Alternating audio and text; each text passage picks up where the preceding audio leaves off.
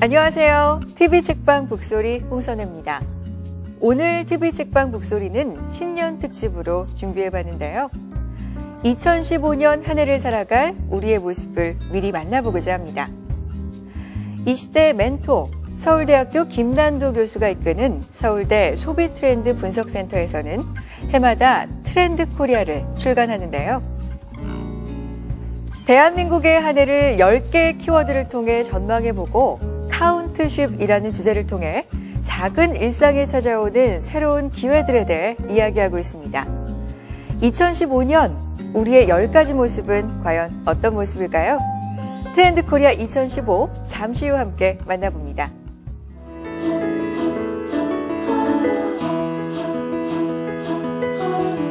2014년 트렌드는 썸이라는 단어가 아닐까 생각합니다. 애기들 나오는 프로그램 있잖아요. 삼동이 나오고. 제 신촌 쪽에 사는데 어느 순간부터 되게 빙수집이 많이 트렌드 따르다 보니까 에어쿠션을 다 많이 사용하는 것 같아요. 네, 저도 하나 사용하고요. 해외 직구가 블랙 프라이데이로 많이. 2015년도는 잘 모르겠어요. 잘 모르겠어요.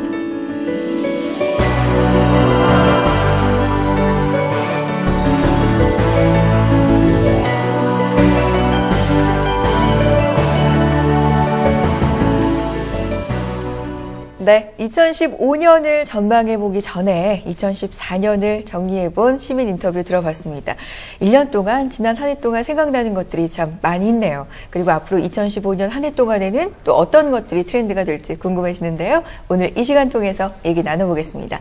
먼저 책 이야기를 더욱더 풍성하게 해주시는 분이죠. 김성신 평론가님 먼저 소개해드릴게요. 안녕하세요. 네, 안녕하세요. 네, 반갑습니다.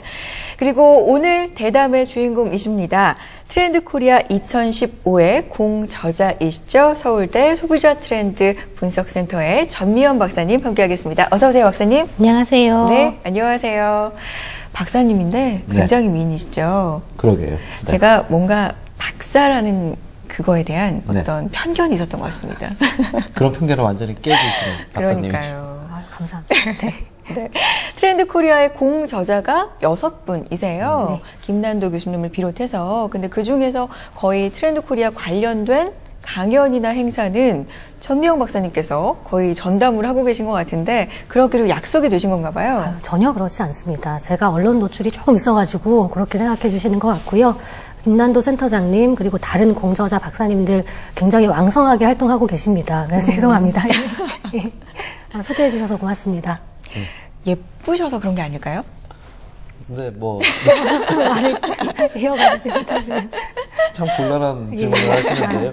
왜냐하면 이제 공부하시는 분들은, 뭐랄까요. 그러니까 자신들이 갖고 있는 지식, 근데 그것이 평가받기를 원하시니까, 모르죠. 뭐 그 언론사 마음은 저도 잘 모르겠습니다. 네. 책을 내고 관련 활동을 하다 보면 독자분들이 트렌드가 2014년에 이랬다, 2015년에 이럴 거다 그러면 좀 공감을 하시는 편인가요? 어떤가요? 네, 그렇습니다. 저희 책이 읽어보시면 아시겠지만 그다지 어렵진 않습니다. 모든 소비자들이 읽고 나도 그래 이런 거에 느낄 수 있는 그런 좀 쉬운 책이다 보니까 많은 분들이 공감을 해주시는 것 같아요.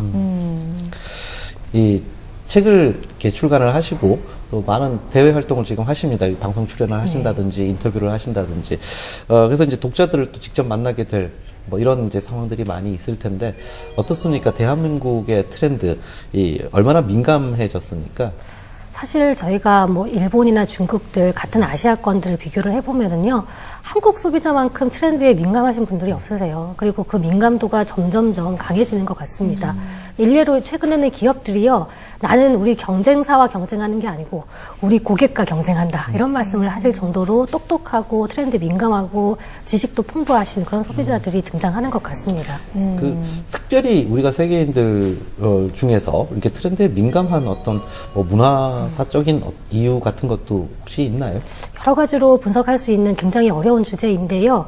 일단은 한국 소비자들의 어떤 수준이 다른 나라에 비해서 굉장히 높습니다. 교육열이나 이런 것들이 조금 있고 또 새로운 것들을 시도해보고 싶어하는 욕구들이 조금 높은 편입니다. 그래서 낯선 기술, 새로운 정보들 그런 것들을 빨리 습득하시고 옆집에서 해봤으면 나도 해봐야지 이런 심리들이 조금 작용해서요.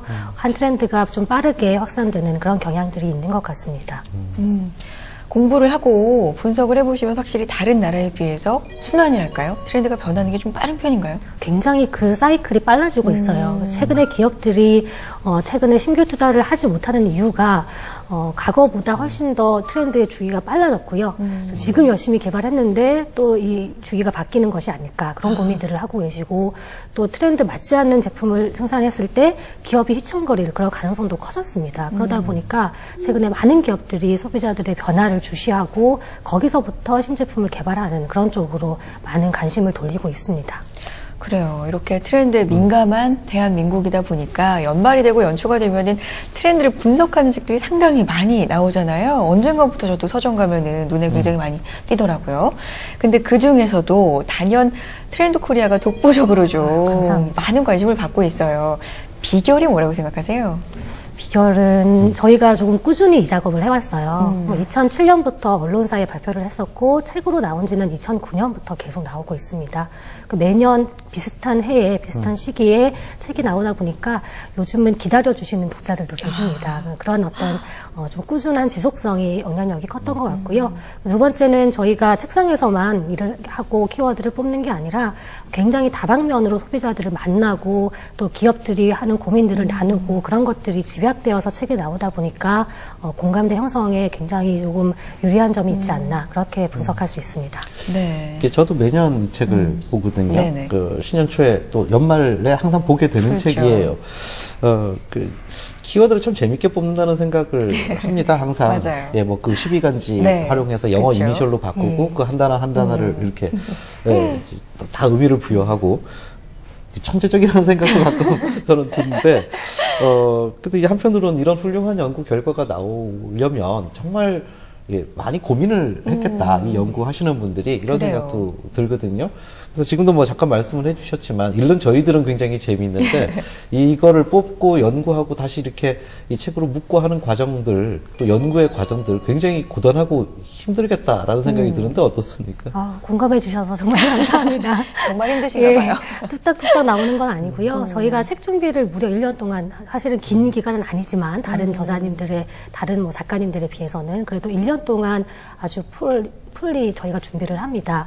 항상 매년 초에 새로운 이제 내년도, 당장 내년도 시작을 했습니다. 저희가 내년도 시작하는 그런 모임을 만들고요.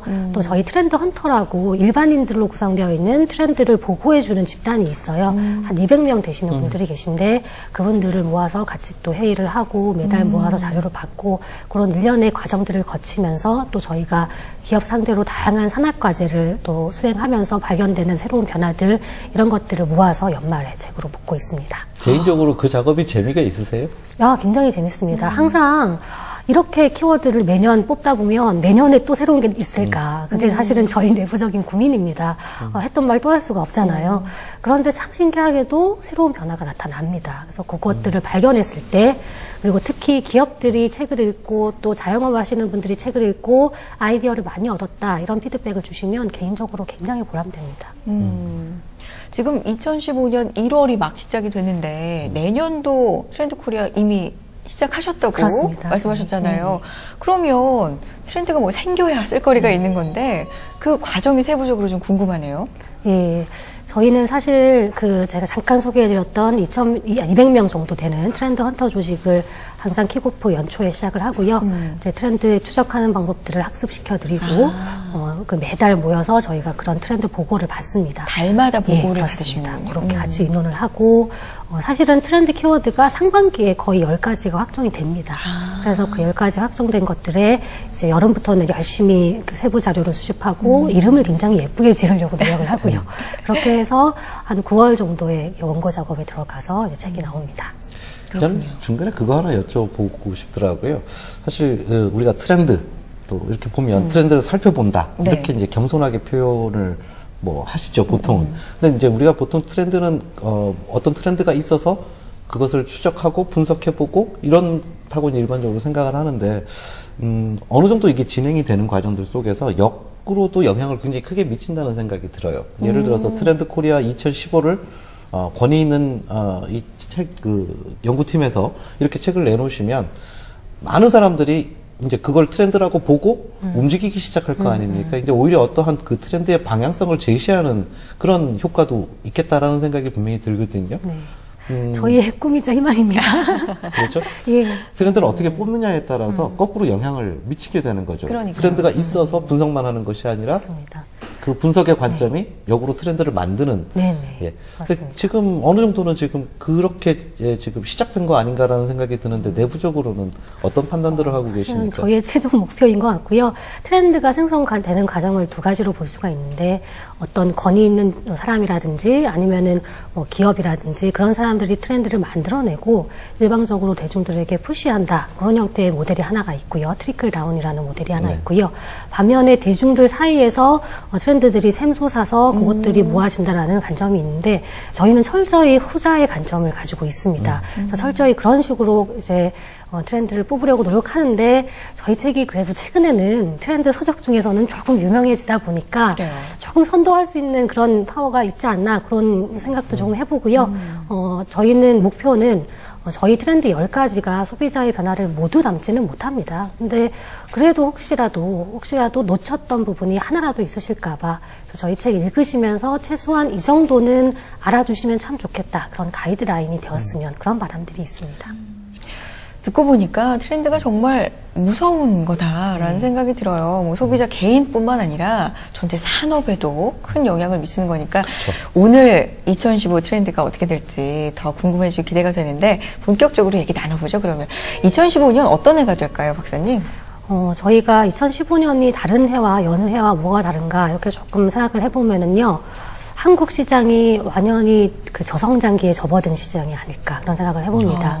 저성장기는 불황기랑은 조금 다른 것 같아요. 불황기는 체감하기에 겨울이고요. 다시 봄이 올 거야 하는 희망이 있는 그런 시기인 것 같고 저성장기는 반면에 빙하기입니다. 이제는 좋은 시절이 오지 않을 것 같습니다. 이런 우울한 뉴스를 전해드리면서 동시에 저성장기의 다른 이름은 선진국형 소비시장이에요. 한국 소비자들의 어떤 수준들이 향상되면서 무르익은 이 시장의 분위기가 선진국형으로 바뀌고 있고요. 더 이상 값비싼 브랜드, 큰 차 이런 것들에 열광하지 않고 또 개인 위주의 자신감 있는 소비도 나타날 수 있는 소비 자체의 구조조정이 발생하는 한 해가 2015년이 될 것 같습니다. 뭐 저성장, 빙하기, 좋은 날이 올까? 이런 희망이 없는 상태 이런 건 좀 암울하지만 사실 우리가 소비를 하면서 주변 사람들 눈치를 보는 경우가 너무 많잖아요. 주변 사람들의 것과 비교하게 되고 내게 더 비싼 건지 뭐 누구께 더 큰 건지 이런 걸 상당히 눈치를 많이 보는 민족 중에 한 민족인데 그런 것들이 좀 긍정적으로 변할 수 있는 해가 되지 않을까? 그런 또 긍정적인 생각도 듭니다. 10대 소비 트렌드 그 동물의 머리 글자 따가지고 동물로 이렇게 만드시잖아요. 뭐 용의 해는 드래곤볼이었고요. 청말의 해는 뭐였더라? 다크호스였죠. 그렇죠. 이제 2015년 양의 해인데 올해는 어떻게 정하셨어요? 올해는 카운트쉽이라고요. 한국말로 쉽. 예, 저렇게 한국말로 전환을 하면 양을 세다 이런 식의 조금 동사를 가지고 한번 정해봤습니다. 그 양을 한 마리, 두 마리 세듯이 우리가 너무 큰 성공을 기대하기보다는 작은 성공들을 이렇게 이루어 가다 보면 어느샌가 굉장히 좋은 자리에 위치해 있을 것이다. 이런 희망들을 담았고요. 또 저성장기 선진국형 소비 시장의 특징이 옛날만큼 하나의 제품이 굉장히 큰 붐을 일으키고 그런 사회가 아닙니다. 각자 내 입맛에 맞는 제품을 구매하는 그런 경향이 나타나기 때문에 작은 성공들을 한번 추구해 보십시오라는 의미로 양을 세다라는 의미를 담았습니다. 카운트쉽. 요즘 뭐 결정장애 세대다 이런 말도 나오더라고요. 그리고 그 원인을 너무 부모로부터 받은 게 좀 많고 스스로 결정을 안 해봤기 때문에 이런 게 생기는 거다. 뭐 일각에서는 그런 분석도 나오고 있어요. 결정장애 사회 전체적으로는 어떤 영향을 미치게 될까요? 이 결정장애 혹은 메이비 세대라고도 부르고요. 햄릿 중흑은 다 비슷한 얘기일 것 같은데 너무나 많은 대안 앞에서 어떤 선택을 해야 내가 후회하지 않을까 그런 걱정을 하게 되는 거지요. 아마 제 생각에는 앞으로 이런 것들의 소비자들의 그 고민들을 줄여주는 그런 서비스가 늘어날 것 같아요. 가령 서울대 안에 학생 식당이 12개가 있습니다. 네. 저는 점심마다 어떤 식당 가서 점심을 먹어야 될까 잠시 결정장애에 빠지는데요. 저희 학교 학생이 재밌는 어플리케이션을 하나 만들었어요. 그거를 탁 클릭을 하면 3번 식당 가서 2번 메뉴 드세요. 이렇게 저한테 알려줍니다. 저는 고민하지 않고 그 어플리케이션이 시키는 대로 하면 점심이 해결되는 거지요. 이건 제가 예를 든 거고요. 이런 많은 그 고민에 빠져 있는 소비자들에게 취향과 선호와 뭐 이렇게 형태와 그 사람의 상황을 최적화시킬 수 있는 그런 대안들을 추천하는 이런 것들을 유통에서는 뭐 큐레이션이라고 부를 것 같고요. 또 기술적으로는 빅데이터 분석이라고 할 텐데 그런 형태로 소비자의 오히려 선호를 미리 제안해주는 그런 서비스도 발전할 것 같고요. 사실 지금 말씀하시는 내용은 제가 그 출판평론가로 이제 직업을 가지고 살잖아요. 그 피부로 와닿는 건데요. 사실 책을 골라주기를 독자들이 원하는 부분이 있습니다. 그런 자리에 가야 하고요. 이거 읽어라 이렇게. 네. 그러니까 연간 거의 4만 종입니다. 나오는 책들이. 그러니까 그 앞에서 과거에는 어떤 책을 내가 읽을까? 소비자들이 말하자면 독자들이 주관을 가지고 있었어요. 자신의 어떤 수준이나 이런 것들을 알고 있었고. 그런데 최근에 보면 그 많은 책들 앞에서 고통스러워한다라는 생각이 들어요. 왜냐하면 선택해야 될 것들이 너무 많아진 거죠. 책 이외에도 한 서점, 대형 서점에서요. 베스트셀러 1위에 올라와 있는 단 한 권의 책이 한 달 내내 그 전체 서점 매출의 절반 이상을 차지를 하는 겁니다. 수십만 종의 책 대비 베스트셀러 한 권의 책. 선택의 여지가 오히려 많은데도 불구하고 독자들은 그 선택의 여지를 다 버리고 하나만 선택하고 있다라는 얘기인데 이게 좀 사회학적으로 문제가 되지 않을까라는 생각도 들고 걱정이 되기도 하고 독자들이 좀 더 다양한 각도로 책을 볼 수 있게 되는 그런 기점이 되는 2015년도가 됐으면 좋겠다라는 생각도 들기는 하는데요. 그리고 트렌드에 관심이 많아지는 건 좋지만 이렇게 결정장애 얘기를 들어보면 이게 트렌드래. 그럼 그것만 우르르 가서 선호를 하고 그래서 어떤 상품이 판매되는 데 있어서 너무 극과 극이 되는 게 아닌가 그런 생각도 좀 들고요. 이게요. 자존감 결여하고는 관련이 없을까요, 박사님? 아무래도 스스로 결정하는 것보다는 다른 사람들에게 의견을 많이 구합니다. 옷을 살 때도요, 셀카를 찍어가지고 인터넷 카페에 올려서 회원들에게 골라주세요. 이렇게 얘기를 하는 거죠. 다른 사람들에게 정답을 두고, 다른 사람들에게 기준을 두고, 그렇게 그것에 맞는 선택을 하면서 만족감을 얻는 그런 것들은 필연적으로 타인 지향적인 그런 소비라고 할 수 있습니다. 그래서 이거하고 관련된 또 트렌드도 하나 꼽으셨잖아요. 일상을 자랑질하다라는 키워드가 있었어요. 네, 그렇습니다. 이게 관련된 거 맞죠? 예. 이 일상 자랑질이라는 키워드는 참 재밌고 작은 키워드인데 굉장히 사회적으로 맞는 영향력을 미칠 것으로 보입니다. 사실 자랑이라는 것은 과시소비라고 학문에서는 얘기하는데 사람들에게 필요 이상의 것을 구매하게 만들고 필요 이상으로 지불하게 만드는 굉장히 중요한 요인입니다. 그냥 옷을 입으면 되는데 굳이 브랜드가 있는 옷을 입는 이유는 이 정도 브랜드 입을 수 있는 능력이 있어 라든지 보여주기 위해서. 그렇죠. 그런 과시인데 과거에는 자랑질을 하려면 만나야 됐어요. 제가 이렇게 만나 뵙는 것처럼 나 시계 샀다 봐라 이렇게 자랑질을 했어야 됐는데 최근에는 셀카와 SNS 열풍 때문에 하루에 아침에 눈 뜰 때부터 밤에 잠잘 때까지 수시로 나를 자랑할 수 있는 그런 일상적인 자랑질의 시대가 되었습니다. 조금 긍정적인 측면은 아무래도 제품을 자랑하는 데는 한계가 있어요.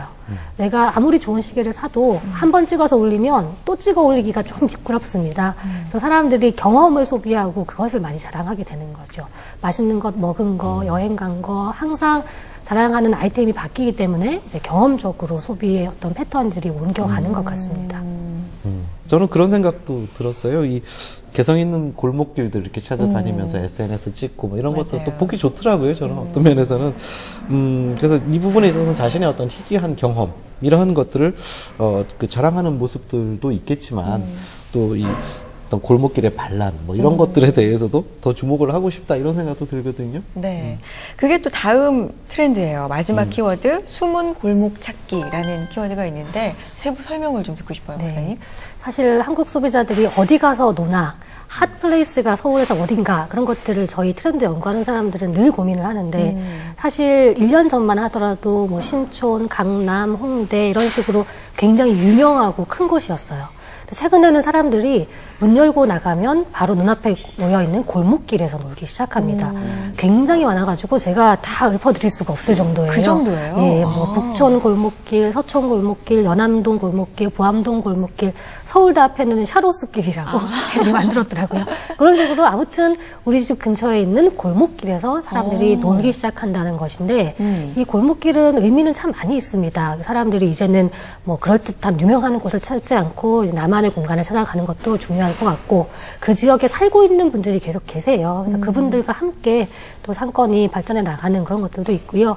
또 골목 자체가 굉장히 사실은 불편한 공간입니다. 주차도 어렵고 여자분들은 구두 신고 다니시기가 어렵죠. 그렇게 불편한 골목을 또 불편함 자체를 경험하려고 그 공간을 찾아가는 재미있는 현상들도 있고요. 또 이런 말도 있죠. 긍정적인 측면으로 우리 동네에서 1등하면 내가 전국 1등 할 수 있어. 우리 동네 빵집으로 유명해졌더니 전국 소비자들이 몰려오더라. 이런 측면에서 본다면 또 골목 상권의 형성 이런 측면에서도 의미가 있는 것 같습니다. 여러 가지로 좀 긍정적이네요.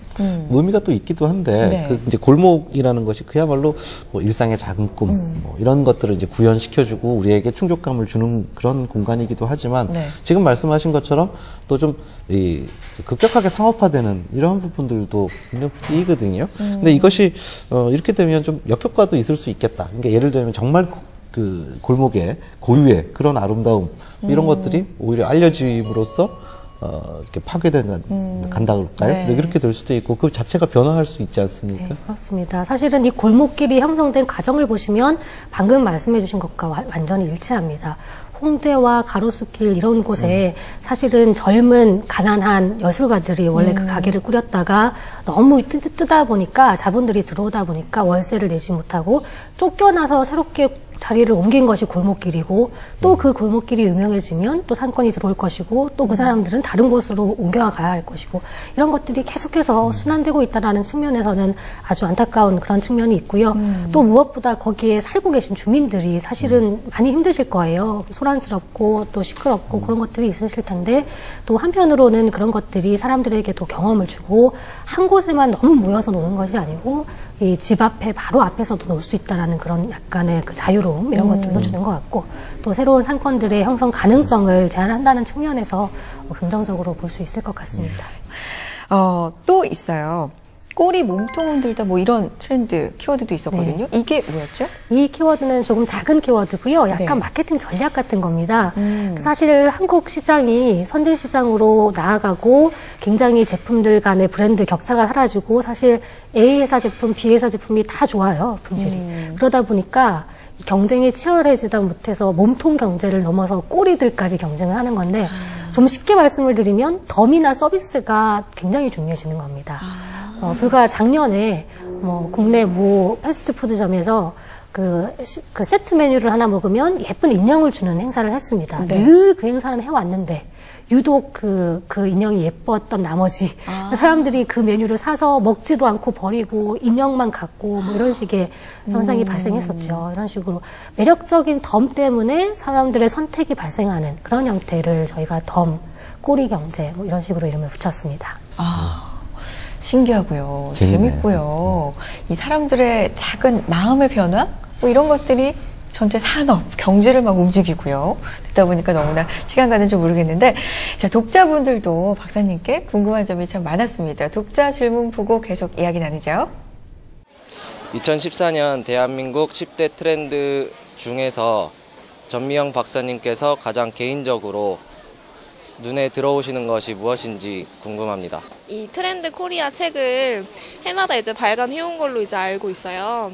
근데 사실 예상했던 거랑 실제랑 이제 다른 경우가 있었을 텐데 어떤 점이 있었는지. 국내 상품들이 우리나라뿐만 아니라 일본이나 중국의 영향을 많이 받는 것 같기도 한데요. 우리나라 소비 트렌드랑 중국이나 일본 소비 트렌드가 어떻게 다른지 궁금합니다. 전미영 박사님, 2015년은 어떤 해가 될까요? 국민들에게 희망을 줄 수 있는 메시지 좀 전해주세요. 네, 독자 질문 들어봤습니다. 트렌드 코리아 책에는 다음해 전망도 담지만 그해 10대 트렌드 상품 분석도 함께 들어 있습니다. 그러니까 2014년도에 이 상품의 트렌드는 어땠는지 그런 게 담겨 있는데 우선 2014년 10대 트렌드, 20대가 티네이저가 아니죠. 10가지 상품 트렌드를 한번 먼저 살펴볼게요. 꽃보다 시리즈가 있었고요. 명량이 있었고요. 빙수 전문점, 그리고 스냅백, 모자 말하는 거죠. 그리고 에어 쿠션 화장품, 의리, 콜라보레이션, 가요, 뭐 썸이 굉장히 인기가 있었잖아요. 그 그렇죠. 노래를 말하는 것 같고 타요버스, 탄산 음료, 그러니까 탄산물 말하는 거죠. 해외 직구 이런 게 있었어요. 이 중에서 박사님은 개인적으로 어떤 상품이 좀 눈에 띄었는지 독자분께서 물어봐 주셨거든요. 저는 개인적으로 타요버스를 선정하고 싶습니다. 아, 그래요? 사실 공공 부분에서 히트 상품, 트렌드 상품 나오기가 제일 어렵습니다. 그럼에도 불구하고 이 10개 상품 중에서 하나로 선정됐다는 것에 굉장히 큰 의미를 두고 있고요. 굉장히 그 문화적인 상품인 애니메이션과 서울시의 운송 서비스가 만나서 새로운 시너지를 낼 수 있는 그런 가능성을 보여준 것 같습니다. 네. 이제 책이 보면 2015, 그러니까 트렌드 코리아 2015, 그래서 2015년만 이야기가 되는 것이 아니고 이제 그 전해 이야기들 트렌드가 이제 쭉 분석이 되지 않습니까? 네. 그래서 2013년에 전망한 2014 트렌드 키워드와 2014년이 지난 뒤에 이제 선정된 트렌드 상품과의 연관성, 이것은 이제 묻는 독자 질문이 있었는데요. 그래서 트렌드가 전망했던 것과 좀 다른 경우, 그러니까 모든 예측은 사실 오차가 있잖아요. 다 맞추면 그게 뭐, 그렇죠. 예, 그 귀신이죠. 그럴 수 없죠. 그래서 이 같이 연결해서 질문을 좀 드리고 싶은데, 이 전망했던 것과 전혀 다른, 전혀 예상하지 못했던 그런 상품들이 히트를 하게 되는 경우도 있죠. 그러게요. 그렇습니다. 네. 뭐 저희가 모든 트렌드를 다 담고 있지 못하고요. 트렌드에서 제일 어려운 것은 오히려 새로운 현상을 발견하는 게 아니고 그 현상이 언제쯤 폭발할까를 생각하는 타이밍이 굉장히 어렵거든요.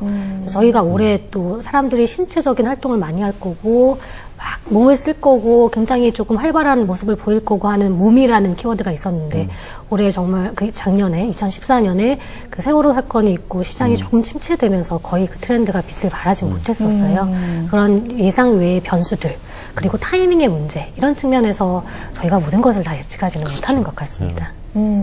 그렇군요. 이게 정말 갑자기 생기는 변수라는 게 있으니까요. 세상이 다 살아있으니까 어디가 뛰어들고 또 어디가 죽어가고 이럴지 모르는 거니까요. 정말 그런 게 있을 것 같네요.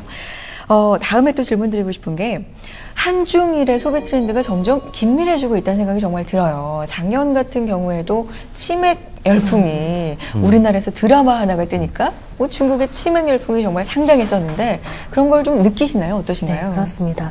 트렌드는 크게 세 가지 종류가 있는데 시차적으로 봤을 때 나라별로 같이 움직이는 트렌드가 있어요. 이런 것들은 문화에 기댄 트렌드가 많고요.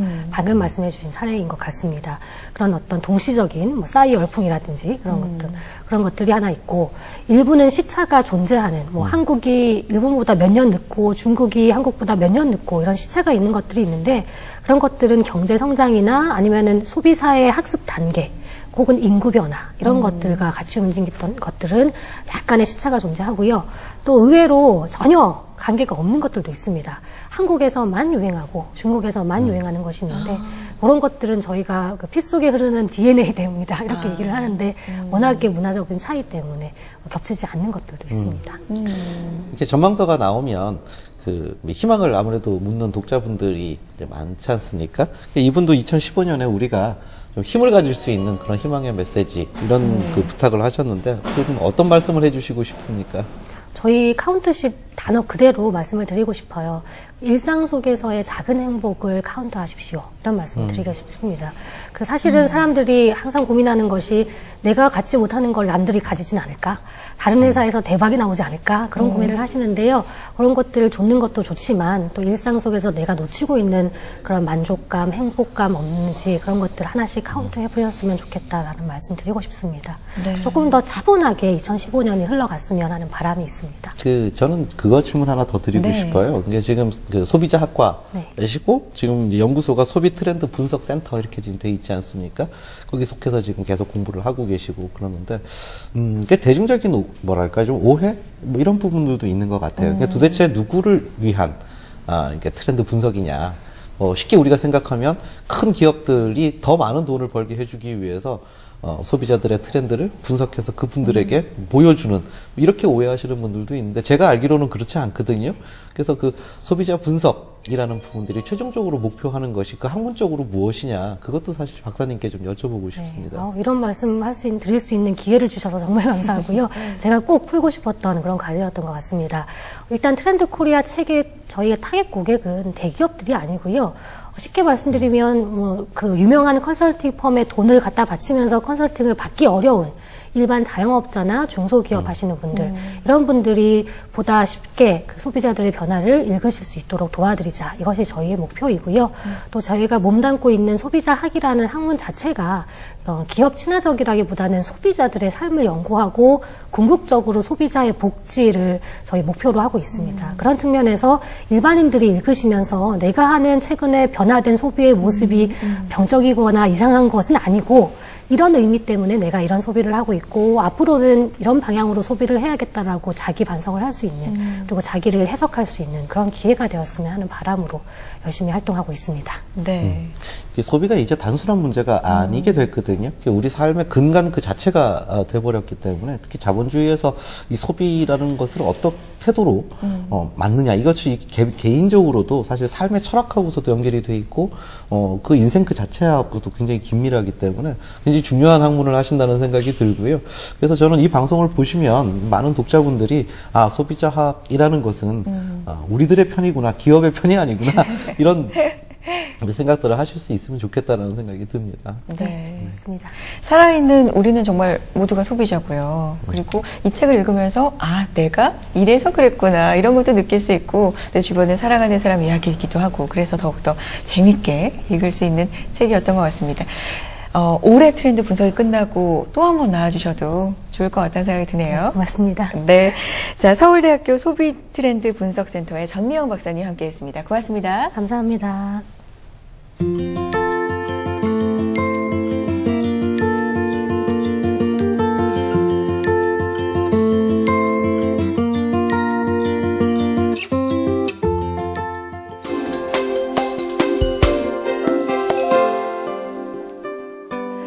TV 책방 북소리, 오늘은 2015년을 움직일 트렌드 키워드를 통해 그 어느 때보다 어려움이 예상되는 올 한 해 어떻게 준비해야 되는지 살펴봤습니다. 카운트쉽, 양을 세는 마음으로 일상 속의 꿈들을 헤아려 나간다면 위기도 우리의 행복을 넘볼 수는 없지 않을까요? TV 책방 북소리, 다음 이 시간에도 좋은 책으로 인사드리겠습니다. 함께해 주신 여러분 고맙습니다.